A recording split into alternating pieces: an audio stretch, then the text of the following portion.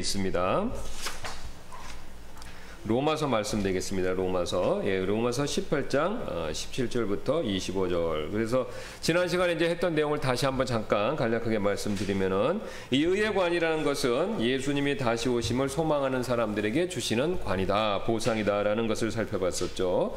그래서 이제 이 하나님께서 이 의의 관, 바로 그리스도의 다시 오심을 소망케 하시기 위해서 우리에게 때때로 꼭 그 이유 때문만은 아닙니다. 여러 이유가 있는데 그 중에 하나가 바로 어떤 거냐면은, 고난을 허락하신다, 고난을 사용하신다라는 내용을 살펴봤죠. 다시 한번 말씀드리지만, 성경은 통상 최소한 10가지 이상 왜 하나님이 고난을 허락하시는가라는 이유들을 제공해 주고 있습니다. 그래서 우리가 고난을 만났었을 때 우리가 잘 한번 생각해 봐야 되죠. 왜 하나님이 고난을 허락하시는가? 그래서 첫째, 고난이 어떤 것이 있냐면요, 우리 마음 안에 있는 걸 보여주죠. 그래서 제가 한번 예로 드렸던 것처럼, 호두를 이렇게 딱 까봐야, 땅콩을 딱 쳐봐야 그 안에 있는 내용을 알 수 있지 않습니까? 그전에는 겉으로 봐서 모릅니다. 그 안에 썩은 게 있는 건지 아니면 그게 깨끗하고 먹을 만한 건지 잘 모른다는 거죠. 까봐야 알 수 있습니다. 사람의 마음도 그렇습니다.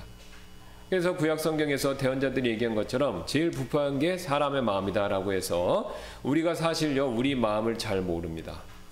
물론 하나님은 정확히 아시죠. 그래서 하나님께서 자신은 아시지만 우리에게 보여주시기 위해서 우리의 마음이 드러나도록 그 수단으로서 고난이라는 것을 허락하신다는 거죠. 그래서 잘 아시는 것처럼 대표적인 예가 어떤 예입니까? 욥과 욥의 아내. 인생이 잘 풀릴 때는 모릅니다. 하나님에 대해서 어떤 마음을 가지고 있는지요. 근데 욥의 아내가 어떻습니까? 욥과 동시에 어려움을 딱 겪자 자신의 마음에서 튀어나오는 소리가 있었죠. 하나님 저주하고 죽으라.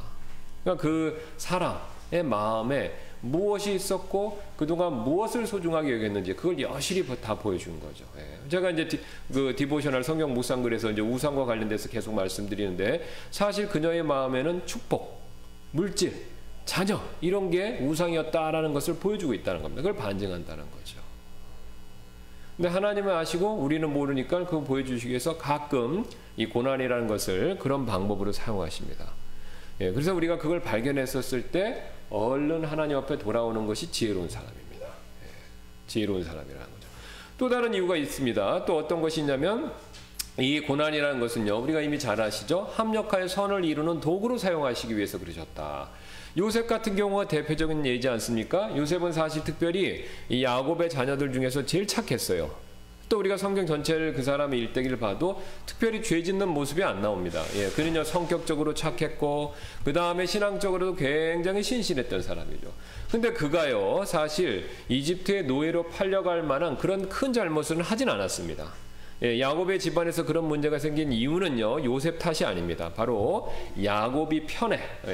자신의 아내 라헬을 너무나도 사랑하고 독단적으로만 사랑하니까 그게 이제 우상이 되면서 그게 이제 편애로서 이런 잘못된 결과물이 나온 거죠. 그러니까 야곱의 집안이 엄청 어려워진 겁니다.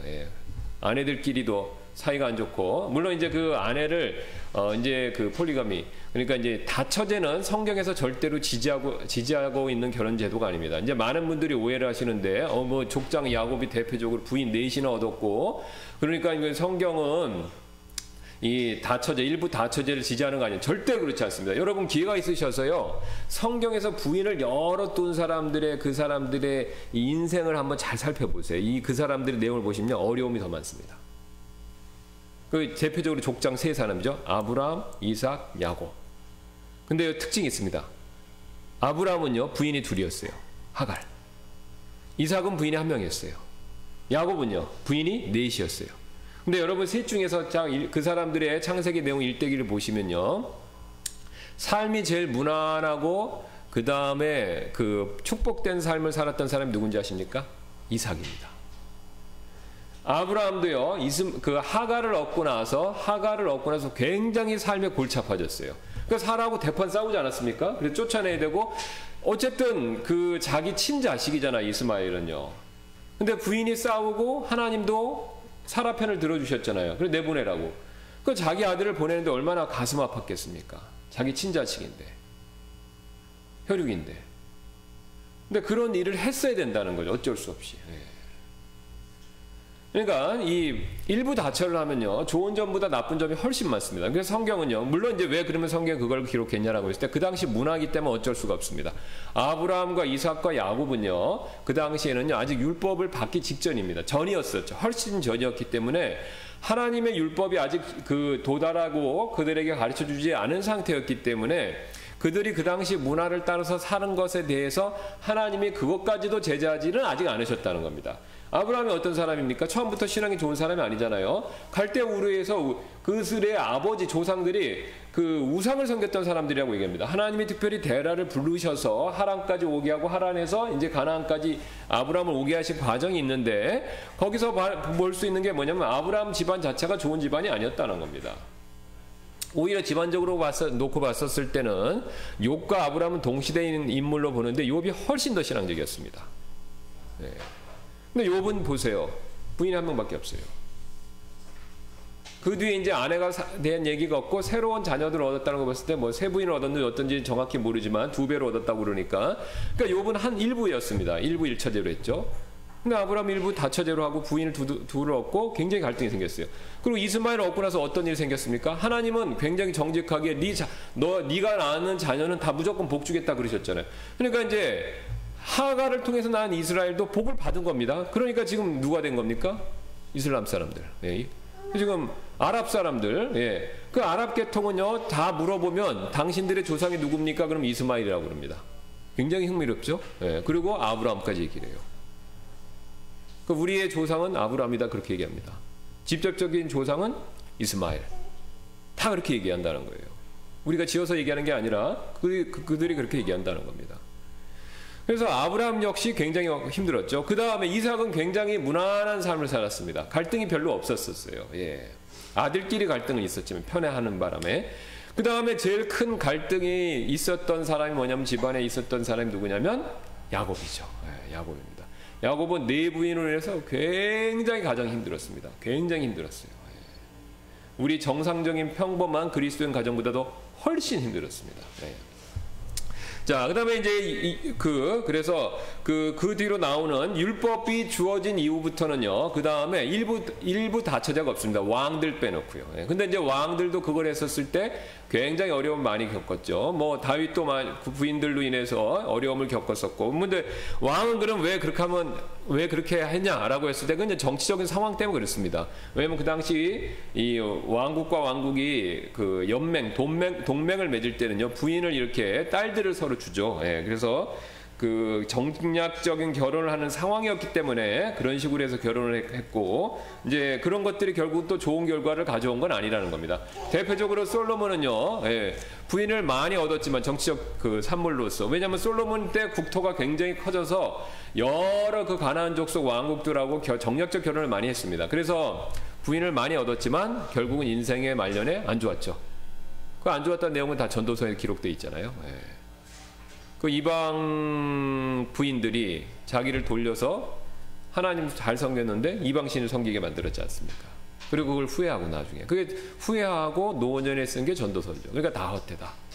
하나님을 잘 섬기는 게 굉장히 중요한 것이다. 최고로 중요한 것이다. 돈, 정치, 권력 뭐 어떤 것보다도 제일 중요한 것이다. 그가 자신의 인생의 말년의 고백으로 쓴 게 바로 전도서가 됩니다. 그래서 어쨌든 일부 다처제 이런 것은요 성경에서 절대로 지지하고 있는 결혼 제도가 아닙니다. 성경은 원래 창세기에서 분명히 보여주는 것처럼 한 남자의 한 아내, 이게 아담과 이브죠. 하나님의 그게 계획입니다. 이제 그게 세상적인 문화로 인해서 흐트러졌기 때문에 일부 다처 그런 현상이 나타나서 그렇지 그건 절대로 성경에서 지지하는 내용이 아니라는 겁니다. 성경은 항상 그렇게 했던 사람들의 삶이 유복하고 행복하지 않았다라는 것을 강조한다는 겁니다. 항상 문제가 있었어요. 항상 문제가 있었습니다.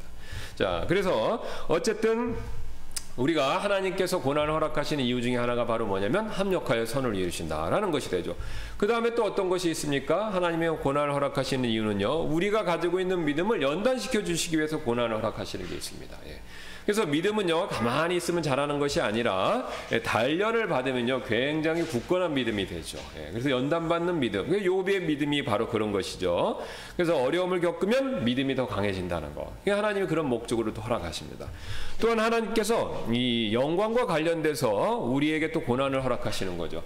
하나님은 장차 우리가 받을 영광을 위해서 고난을 주시는 겁니다. 그게 뭐냐면요, 우리가 그 어떤 걸 성취하기 위해서는요, 고난과 어려움을 통과할 수밖에 없습니다. 그러니까 눈물 없이 얻는 게 없다라는 우리 세상 말들이 진실이라는 것이, 우리가 뭔가를 얻으려면요, 반드시 그것에 따른 고통과 고난을 통과해야 된다는 겁니다. 여러분 다 그렇죠? 예, 건강한 몸을 얻기 위해서는 운동을 하셔야 돼요. 근데 운동하는 거 힘드시죠? 예, 힘듭니다. 굉장히 힘든 일이죠. 예. 그 다음에 뭐 좋은 대학 가는 거, 예. 그거 저절로 가는 거 아니지 않습니까? 예. 모 장관처럼, 모 법무부 전 장관처럼 그런 편법을 쓰지 않는 이상은요, 예. 자기가 직접 정직하게 노력해서 가는 거는요, 굉장히 어려운 일입니다. 굉장히 힘들죠. 그 다음에 재물을 얻는 것도 저절로 하늘에 떨어지는 거 아니지 않습니까? 심지어는 뭐 로또, 뭐 복권 사는 것도 힘들어요. 왜냐하면 그것만 연구하는 사람들도 있습니다. 예, 그래서 그거 맨날 어떻게 맞출까 해보는데 그거 잘 안 됩니다. 예. 그러니까 우리가 어떤 걸 뭔가를 얻기 위해서도 굉장히 어려움이 있습니다. 힘든 것이 있다는 거죠. 자, 그래서 그와 마찬가지로 하나님께서 우리에게 좋은 것을 얻게 하시기 위해서 바로 고난을 허락하시는 겁니다. 예. 그 다음에 또 어떤 것이 있냐면요, 하나님께서 우리에게 그 주시는 장차 받을 상과 보상, 그 영광이란 것은요, 우리가 지금 받고 있는 고난에 비해서 엄청나게 큰 걸 주시기 위해서라는 겁니다. 엄청나게 큰 걸 주시기 위해서. 그래서 우리가 소중하게 여기는 것들은요, 사실 우리가 고생했던 것을 얻는데, 우리가 고생한 것에 비하면요, 얻는 게 결국은 더 많은 것들이 대부분이라는 거죠. 여러분, 뭐 쉬운 예로 부모님들이 젊은 우리 자녀분들에게 공부 열심히 하라고 하고 열심히 가르치기 위해서 최선을 다합니다. 특히 우리 한국 부모님들은 굉장히 열심히죠. 그 왜 그렇습니까?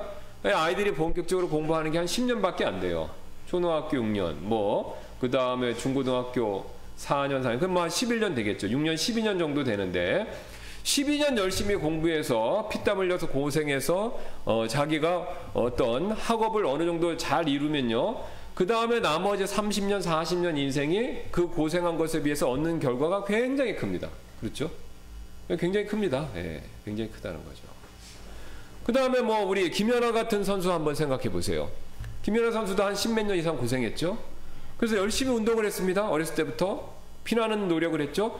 그 다음에 10년 몇 년 고생하고 나서 어떻습니까? 올림픽 챔피언 되니까요. 그 다음에는요, 굉장히 그 대가로서 얻는 게 크다는 거죠. 뭐 벌써 은퇴해갖고, 뭐 이제 더 이상 운동 같은 걸 자기가 원하지 않는 이상 안 해도 되는 그런 상황에 도달했죠. 예. 그러니까 이게 우리가 고난 어렵고 힘든 것은요, 우리가 그 결과로 받는 게 굉장히 크다는 겁니다. 그러니까 하나님께서 일반적으로 만들어 놓으신 것들이에요. 예. 그래서 우리가 투자했던 것 비해 얻는 건 큽니다. 그게 우리가 대표적으로 이 땅에 우리가 곡식을 심을 때도 마찬가지죠. 곡식을 하나를 심을 때 굉장히 힘듭니다. 우리 밭에다가 밀 같은 거 심고 벼 한 포기 심을 때 생각해 보세요. 그거 허리 구부려 갖고 더운 날 그 심는 거 굉장히 어려운 일이지 않습니까? 근데 벼 한 포기를 딱 심으면요, 어떻게 됩니까? 거기서 수백 알이 나오죠. 예. 50배, 60배, 100배 막 많이 나옵니다. 그럼 그거 뭘 보여줍니까? 힘들지만 얻는 산물은 굉장히 크다는 거죠. 이게 하나님이 일반적으로 이 세상에 심어 놓으신 원리입니다. 그러니까 그걸 인식하면요, 우리가 고난받는 거 굉장히 꼭 주저하거나 피하거나, 그 다음에 그거를 싫어할 만한 이유, 꼭 그렇게 피해야 될 이유를 생각해 볼 필요는 없다는 것이죠. 예. 이게 좋은 걸 얻기 위해서는 우리가 고난을 받아야 되는구나, 그렇게 생각을 한다는 겁니다. 물론 고난 자체가 좋다는 뜻은 아니죠. 예. 대표적인 예로 예수님 한번 생각해 보세요. 예수님은 이 땅에 계시고 십자가 못 박혀 죽는 엄청난 고난을 겪으셨지만 그 뒤로요, 부활이라는 영광과 장차 이 세상을 통치하실 왕으로서 오시는 엄청난 축복을 하나님께 이제 받으셨고 받기를 위해서 기다리신다는 겁니다. 예. 그래서 우리가 이 어려운 일 겪는 것을 회피하시면 안 됩니다. 왜냐하면 하나님께서, 물론 이제 죄로 인해서 받는 어려움이 있습니다. 베드로가 얘기한 것처럼 나쁜 짓, 도둑질하다가 걸려서 감옥 가는 거, 그건 뭐 내 잘못이죠. 그런데 이제 그런 잘못 말고 우리가 올바르게 정당하게 하나님 말씀대로 살았는데도 겪는 어려움이 있었을 때는 바로 이런 이유 중에 하나이기 때문에 우리가 자기 자신을 잘 한번 살펴봐야 된다는 겁니다. 예. 그래서 뭐 때문에 그렇지? 이런 이유 때문에 그런가? 기도를 하시고 말씀을 통해서 지혜를 얻어서 이런 것 때문에 그렇구나, 그걸 깨닫고 그것을 내 삶에 적용하면요, 그게 어려움이 나에게 복이 된다는 겁니다. 어떤 방식으로든지. 이게 이제 성경에서 가르쳐주는 고난과 어려움을 대하는 자세입니다. 근데 이런 연습을 안 해놓으시면요, 그 다음에 나타나는 결과가 뻔합니다. 원망, 불평, 낙담, 실족, 그 다음에 교회에 안 나오는 거. 그러니까 둘로 딱 정해져 있습니다. 고난에 대한 우리의 자세가 굳건하지 않으면요, 이 말씀에 대한 원리를 정확히 모르면요, 자연스럽게 이쪽으로 미끄러진다는 겁니다. 그러니까 고난을 만나면요, 신앙이 좋아지던가 아니면 신앙이 약해지던가 둘 중에 하나입니다. 고난을 만났는데 그냥 뜨뜻미지근하게 중간 상태에 있는 그런 건 없다는 것이죠.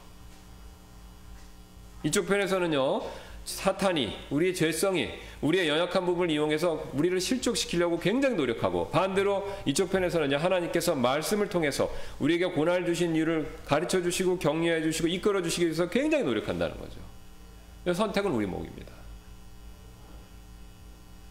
근데 이제 많은 분들이 이거에 이렇게 정해진 원리가 절대적이다라는 것을, 그것에 대해서 불확실성을 가지고 계시면 머뭇거리다가 이쪽으로 확 빠지시기 쉽다는 거죠. 왜냐면요, 이쪽으로 가는 건요, 노력을 하셔야 되고, 이쪽으로 가는 건 노력 안 하면 저절로 갑니다. 이게 미끄러지는 거니까, 저절로. 그러니까 여러분이 고난을 만나셨을 때 아무것도 생각 안 하시고 그냥 가만히 계시면 저절로 이렇게 섭섭해져 갖고, 우리가 이제 보통 많은 분들 얘기 섭섭이 마귀라고 그러잖아요. 보통 교단에서 하신 분, 섭섭이 마귀가 들어갖고 이제 마음 섭섭해지면서 이제 어려운 길로 가시는 겁니다. 뭐 섭섭이 마귀는 없고 마귀가 섭섭한 마음을 준다 그런 뜻이죠. 이런 식으로 쑥 가실 수밖에 없습니다. 그래서 이제 미끄러지시는 거예요. 그 미끄러진 기간이 어떤 분은 막 하루 이틀, 또 일주일, 한 달 되시는 분도 있고, 몇 년 가시는 분도 있고, 심지어 어떤 분들은 죽기 직전까지 가시는 분들도 있죠. 근데 그렇게 살아봤자 사실 본인 당사자 손해입니다. 하나님은 그렇게 살기를 원하시지도 않았고, 그렇게 살기를 그걸 하나님은 허락하신 것도 아니고, 근데 내가 그걸 그냥 이렇게 선택해서 그렇게 미끄러져 있는 거죠.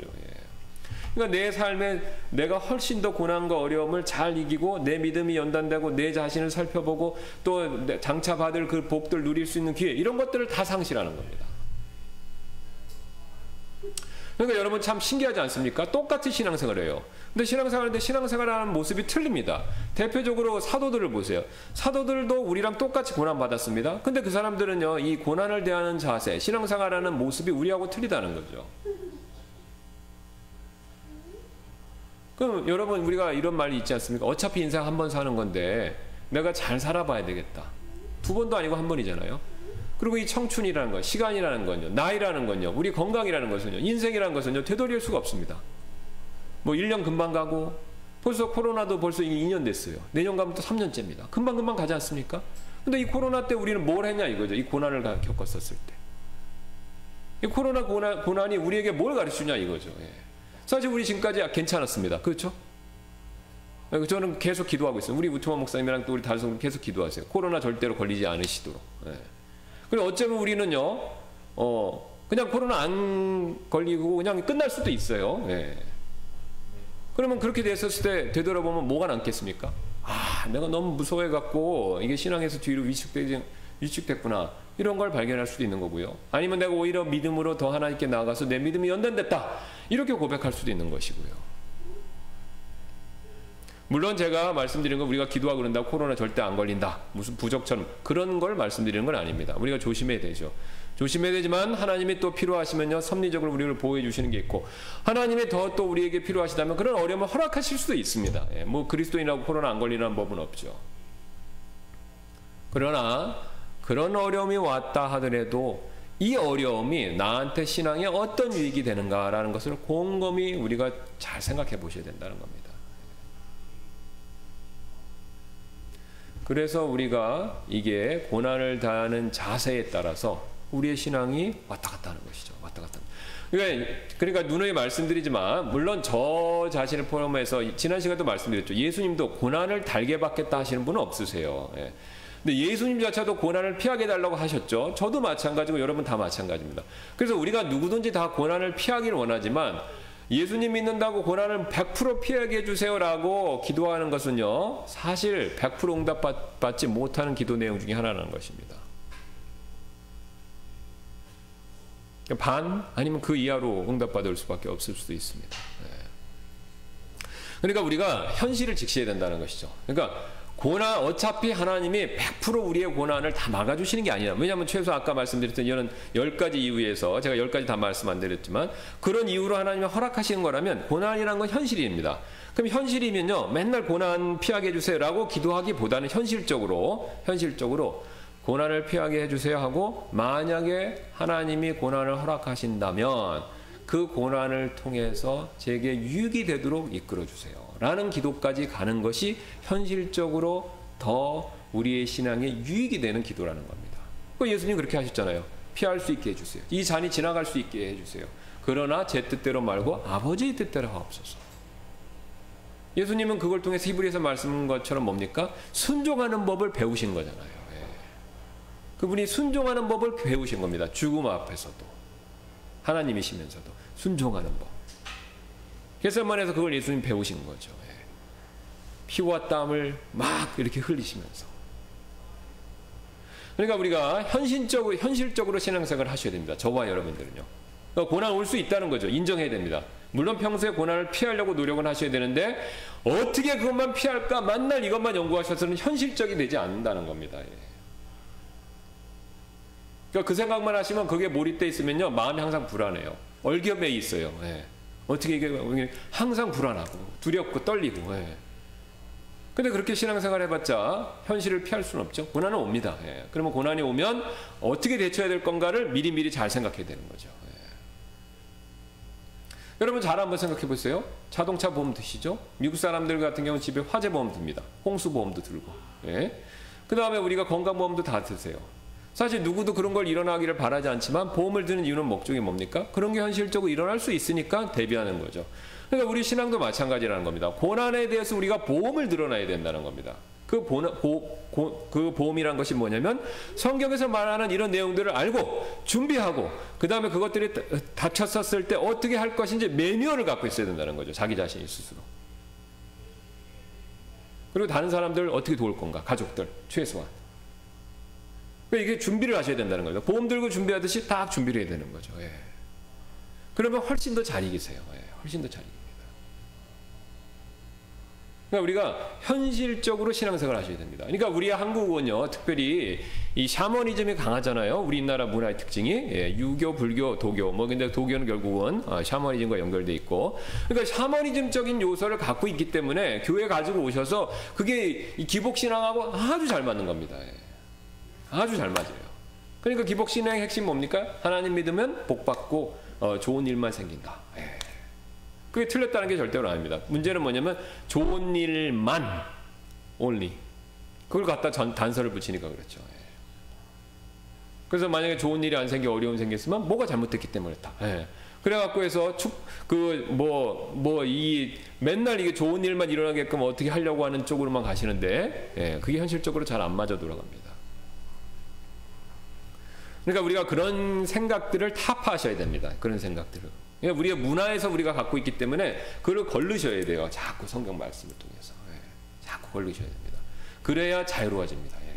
어차피 여러분, 우리 매도 우리가 이왕 맞을 거예요. 먼저 맞는 게 낫다고. 그 얘기의 뜻이 뭡니까? 준비하고 있다가 피하지 않고 그냥 일부러 자기가 자진해서 나가는 거잖아요. 마찬가지입니다. 예. 그래서 우리가 그런 것을 염두에 두고 신앙생활을 해야 우리가 훨씬 더 자유롭고 우리의 신앙이 훨씬 더 굳건해진다는 겁니다.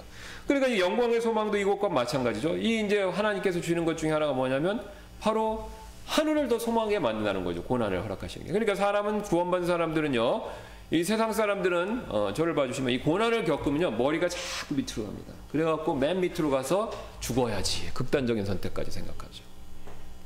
근데 그리스도인들은요, 이 고난을 겪으면요, 처음에 좀 숙이는 경우가 있다 하더라도 성령님이 계시기 때문에 자꾸 머리를 들게 돼 있습니다. 이렇게. 그러니까 하늘을 보게 돼 있습니다. 그러니까 하나님이 머리를 들라고 고난을 허락하시는 거죠. 그래서 우리의 영광의 소망이 이렇게 쫙 커지는 겁니다. 영광의 소망이 커질 때 우리가 그것과 관계돼서 보상이 있는데, 그게 바로 그 보상 중에 하나가 뭐냐면 의회관을 받는 것이다 라고 말씀하시는 거죠. 그런데 이제 놀라운 것은요, 그 밑에 보시면 이 영광의 소망을요, 이 창조물들도 굉장히 지금 기대하며 기다린다 이렇게 얘기하죠. 맨 밑에 보시면 거기 로마서 18장 17절부터 25절에서 29절 말씀 보겠습니다. 창조물이 간절히 기대하며 기다리는 바는 하나님의 아들들이 나타나는 것이니라.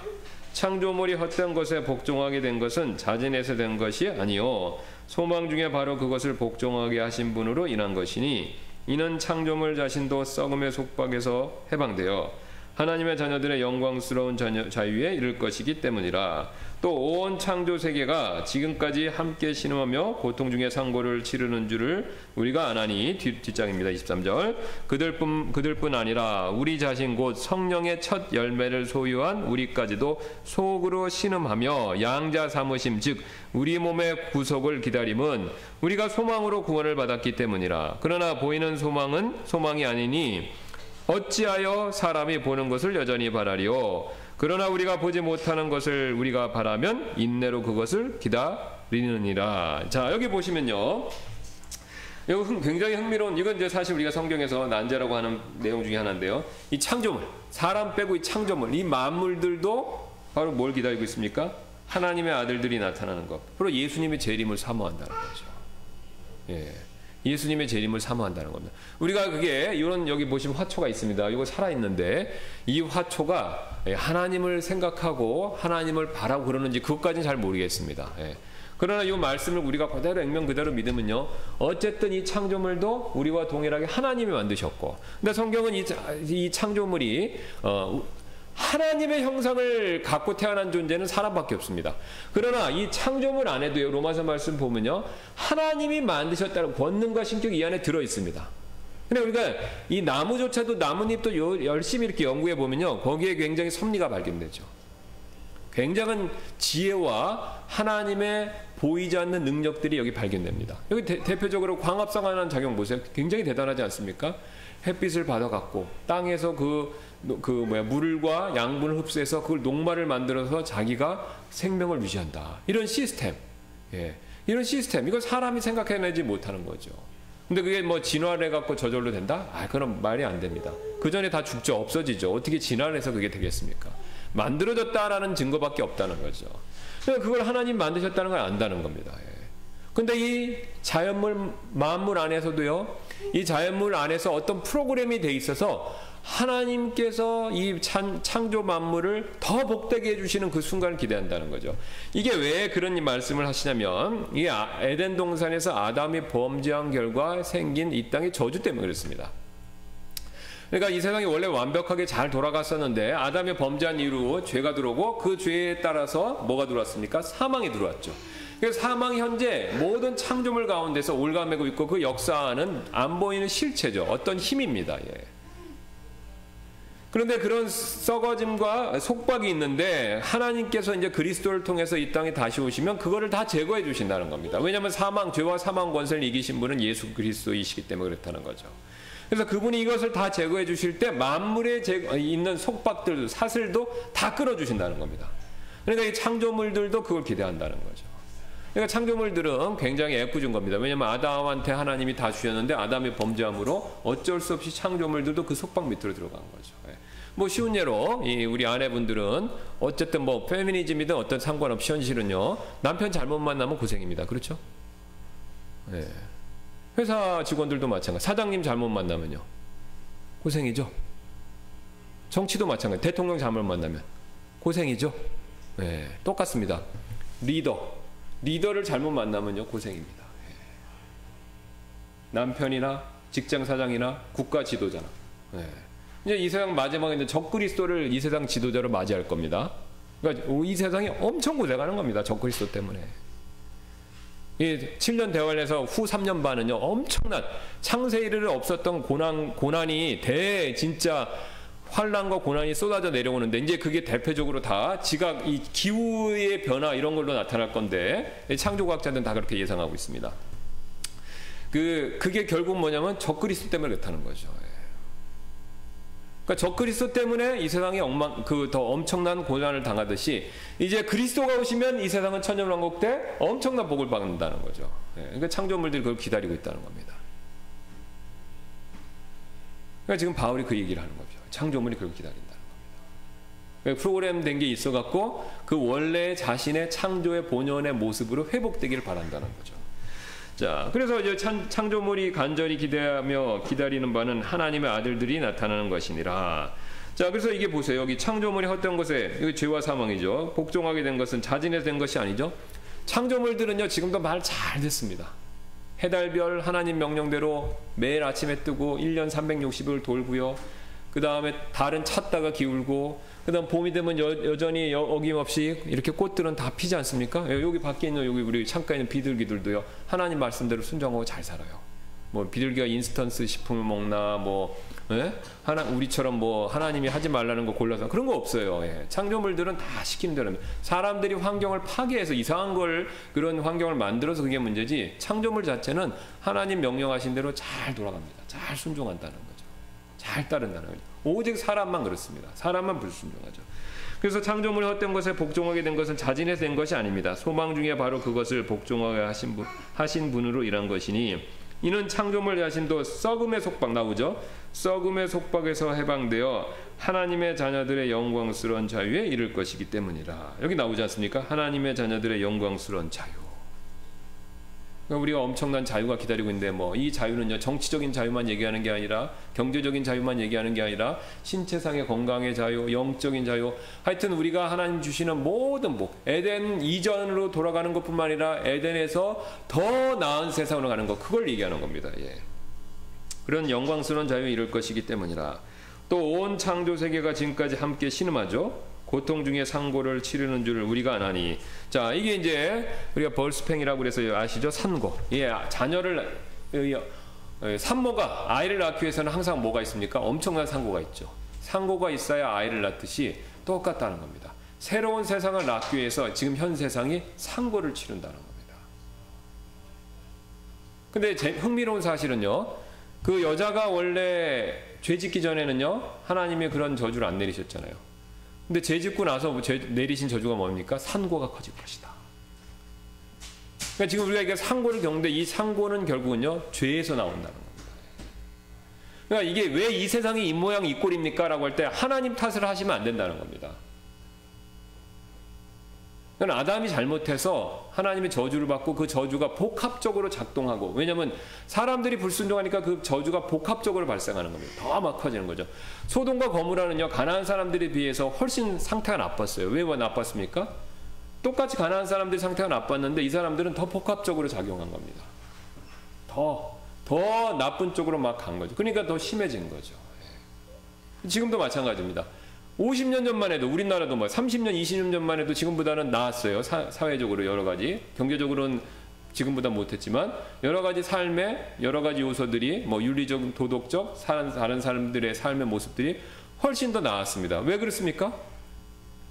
예, 우리가 이 나쁜 것들이 더 복합적으로 많이 작동하기 때문에 그렇다는 거죠. 예. 여기 분명히 말씀하시는 것처럼, 자, 온 창조 세계가 지금까지 함께 신음하며 고통 중에 상고를 치르는 줄 우리가 아나니, 그들뿐만 아니라 우리 자신 곧 성령의 첫 열매를 소유한 우리까지도 속으로 신음하며 양자 삼으심, 즉 우리의 몸의 구속을 기다리면, 특별히 우리의 몸의 구속, 부활을 기다리고 있는 거죠.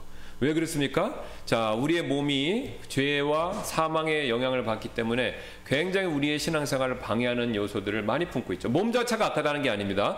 몸 자체가 악하다라고 하면요, 영지주의에 빠지시는 겁니다. 이원론적 세계관에 빠지셔서 우리 육체를 부인하고 금욕주의로 가는 지름길인데, 절대 그런 뜻이 아닙니다. 우리 몸 안에 있는 죄가 문제지 몸 자체가 나쁜 게 아니죠. 그래서 우리가 소망으로 구원을 받았기 때문이라. 몸의 구속을 기다림은 우리가 소망으로 구원을 받았기 때문이라. 그러나 보이는 소망은 소망이 아니니 어쩌여 사람이 보는 것을 여전히 바라리요. 그러나 우리가 보지 못하는 것을 우리가 바라면 인내로 그것을 기다리느니라. 자, 여기서 인내로 기다린다라고 말씀하죠. 무엇을 얘기합니까? 예수님 오시면 몸의 구속과 함께 이 세상 전체가 구속을 받는 겁니다. 이 성경에서의 구속이라는 개념이 굉장히 중요합니다. 구속이라는 개념이 굉장히 중요하죠. 그래서 구속이라는 것은 그러니까 하나님 것을 값을 치르고 다시 사면서 그걸 온전히 회복시켜 준다라는 개념인데, 이게 굉장히 중요한 겁니다. 그러니까 죄와 사망이 우리를 지배합니다. 그것을 예수님의 그러니까 부활과 죽으심과 부활의 권능을 통해서, 피값을 통해서 그 죄와 사망의 원세로부터 우리의 몸을 완전히 되찾아 주신다는 뜻이 됩니다. 우리의 몸을 되찾는 거죠. 온전한 상태로. 이게 몸의 구속을 얘기하는 겁니다. 그래서 하나님께서 이걸 회복시켜 주신다는 거죠. 만약에요, 이 세상이 이런 상태에서 망하면요, 하나님 안 계신 겁니다. 하나님은 절대자도 아니고 선하신 분도 아니고 그 다음에 능력이 제한받는 분이 있을 수밖에 없죠. 네, 세상은 이렇게 해서 망할 수가 없습니다. 왜? 하나님이 계시는 한은 이렇게 해서 이 세상의 모든 역사는 끝나는 게 아니라는 거죠. 그러니까 하나님을 안 믿으면요, 현재 역사를 분석하는 사람들은 항상 비관론 쪽으로 가게 되어 있습니다. 인류는 망한다. 공산주의가 뭐 인류가 좋아질 거라고 했지만 실험을 통해서 결정 났잖아요. 예, 인류가 좋아지는 게 아니라는 거를. 예. 여전히 그거에 대한 망상이 있지만 현실은 그렇지 않습니다. 나빠지게 돼 있습니다. 예, 점점. 결국은 비관론을 흘 수밖에 없다는 거죠. 그러나 하나님이 계신 한 하나님께는 소망이 있습니다. 소망. 예, 여기 소망을 말씀하죠. 보이는 소망은 소망이 아니니 어찌하여 사람이 보는 것을 여전히 바라려. 우리가 눈을 봤을 땐 좋은 게 없죠. 그러나 그 너머를 보셔야 된다는 겁니다. 예, 하나님이 우리를 위해서 예수 그리스도의 재림을 통해서 주실 것, 예, 우리 몸의 구속과 함께 이 세상의 구속, 천년왕국이 펼쳐질 것, 예, 이거를 바라봐야 된다는 거죠. 그러니까 우리가 보지 못하는 것을 우리가 바라면 인내. 그러니까 우리가 그걸 인내로 기다려야 된다는 겁니다. 인내로. 인내해야만. 자, 여러분 보세요. 터널 지나가 보신 적 있으시죠? 운전할 때. 예, 그 운전할 때 딱 들어가면 깜깜하죠. 그런데 우리가 그걸 통과 나갈 때까지는요, 계속해서 가야 됩니다. 여러분, 근데 터널 깊이, 제가 그 강원도 가면 1km 이상 되는, 이게 처음에 가면요, 이게 끝이 없을 것 같다 생각합니다. 근데 어리석게도 만약에 제가요, 이게 끝이 없어라고 생각하고 거기서 멈추면, 더 이상 가면 안 되겠어. 멈추면 어떻게 되겠습니까? 그리고 차를 돌려서 뒤로 가야겠다. 그렇게 생각하면요, 문제가 있는 거죠. 터널을 빠져나가려면요, 인내해야 됩니다. 참고 계속 가야 된다는 거죠. 끝이 있다는 확신을 가지고 계속 나가야 된다는 겁니다. 그러니까 성경도 분명히 얘기죠. 끝이 있다. 결국은 하나님의 선을 이루신다. 그걸 말씀하시고 그걸 믿고 앞으로 나가야 된다는 거예요. 요거를 안 믿으시면 제가 말씀드린 것처럼 어리석은 운전자처럼 뒤로 가게 돼 있습니다. 멈추던가 뒤로 가던가. 이 둘 중에 하나밖에 없습니다. 중간이 있겠지. 이렇게 생각하시면 안 된다는 거죠. 항상 성경은 원리로 제시하기 때문에 이쪽 아니면 이쪽밖에 없어요. 예. 오른쪽 아니면 왼쪽 이거밖에 없습니다. 그러니까 이게 그러니까 길은 결정적이 있고 선택은 내가 한다. 요 생각을 명확하게 가지셔야 돼요. 예. 그러니까 우리 인생은 내가 날 때부터 여기서 계속 가지치기로 해갖고 쭉 펼쳐져 있다고 생각하시면 됩니다. 수도권, 이게 뭐죠? 이렇게 내려가는 거, 이거 미로 같은 거 해보신 적 있죠? 이렇게 내려가는 거. 바로 그겁니다. 사다리 타기. 예. 사다리 타기. 사다리 타기 같은 게 우리 인생이죠. 근데 이걸 안 믿는 사람들은 이 사다리 틀을 바꿀 수 있다. 근데 못 바꾼다니까요. 예. 사회주의를 믿는 사람 이걸 바꿔보겠다는 절대로 못 바꿉니다. 예. 있던 거를 흔들어 놔서 오히려 이게 더 망가져 버리는 거예요. 예. 절대로 못 바꿔. 진화론자가 이걸 바꿀 수 있다고 그러는데 못 바꾼다니까요. 예. 절대 못 바꿉니다. 이게 하나님이 정해놓으시는데 누가 바꿀 수 있겠습니까? 그거 어떻게 하냐고요? 역사를 한번 공부해 보세요. 역사를 보면 쭉 똑같이 내려옵니다. 그러니까 하나님이 계시다는 증거 중에 하나가 뭐냐면요, 역사입니다. 역사. 악한 자는 반드시 망한다. 그리고 선한 자가 반드시 나중에 흥한다. 그러니까 왕국이 왜 자꾸 바뀌냐면요, 그 왕국이 전성기 이루다가 결국은 그러니까 악해지는 거예요. 왕이 악하든지 통치자가 악하든지 아니면 국민까지 다 악해진다. 그러면 그게 망해버리는 겁니다. 그리고 그 나라 그 민족인데 새로운 왕국이 일어나는 거죠. 예. 그러니까 역사가 자꾸 왕국이 바뀌었다는 건, 나라가 바뀌었다는 건요, 그게 망하고 새로워졌다는 건데, 망했다는 건 그걸 뭘 보여주냐면요, 굉장히 중요한 원리죠. 악은 망한다, 선은 승리한다, 이겁니다. 예. 그러니까 이게 우리 때는 아니지, 아니 잘 될 수 있을까, 이렇게 생각하면 안 된다는 겁니다. 이게 역사가 보여준다는 거죠.